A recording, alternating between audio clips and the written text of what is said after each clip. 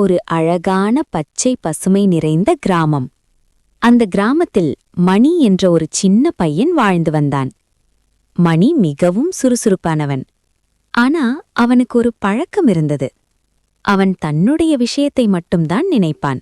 மணி, எனக்கு மரத்திலிருந்து கீழே இறங்க உதவி செய்றியா? இல்லை, நான் இப்போ விளையாடப் போகிறேன். மணி உதவாமல் ஓடினான். சிறிது நேரத்தில் கரும் மேகங்கள், பெரிய மழை. மணி வழி தவறி ஒரு பெரிய மரத்தின் கீழ் நின்றான். ஐயோ, யாராவது இருக்கீங்களா? போது அதே சின்னு மணியை பார்த்தது. மணி, பயப்படாதே, இந்த குடிசைக்குள் வா. மணி அதிர்ந்தான். அவன் உதவி செய்யாத நண்பன் இப்போது அவனுக்கு உதவி செய்தான். மன்னிச்சிடு சின்னு, இனிமே நான் எல்லாருக்கும் உதவி செய்வேன். அதுதான் உண்மையான நட்பு. அந்த நாளிலிருந்து மணி நல்ல மனம் கொண்ட பையனாக மாறினான்.